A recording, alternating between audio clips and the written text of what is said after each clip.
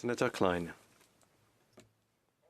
Honorable sénateur, je prends la parole pour commémorer le 10e anniversaire de l'assassinat du caporal Nathan Cirillo, monument national de la guerre, de l'attaque terroriste contre le Parlement, un jour qui restera à jamais gravé dans la mémoire de notre pays. Le 22 octobre 2014, le caporal Cirillo montait la garde devant le cénotaphe, symbole de la force et de la dignité de notre pays, de nos militaires.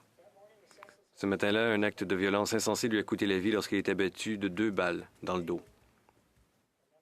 Nathan, membre des Argyll and Sutherland Highlanders of Canada, n'avait que 24 ans lorsqu'il est décédé.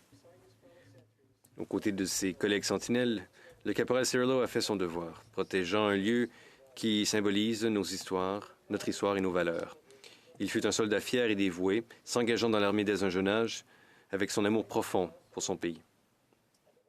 Nathan était également un père dévoué envers son jeune fils, Marcus.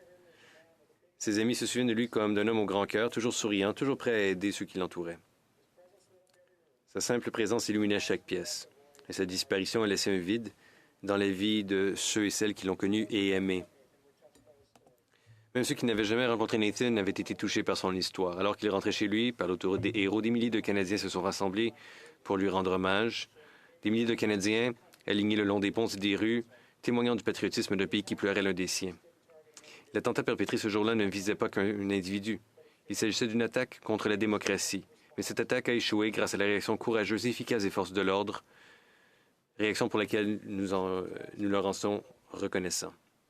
De telles attaques ne peuvent qu'échouer au Canada parce que les Canadiens défendront toujours les valeurs qui leur sont chères, c'est-à-dire la démocratie, la liberté et l'État de droit. En outre, nous savons que nos forces armées, nos forces de l'ordre montent la garde pour nous tous. À l'occasion de cet anniversaire solennel, renouvelons notre engagement vers notre pays et les valeurs que nous partageons à titre de Canadiens. Réaffirmons aussi notre gratitude envers ceux et celles qui portent l'uniforme. Continuons à édifier un Canada qui honore le sacrifice ultime de Nathan et qui puisse être un phare dans le monde. Merci.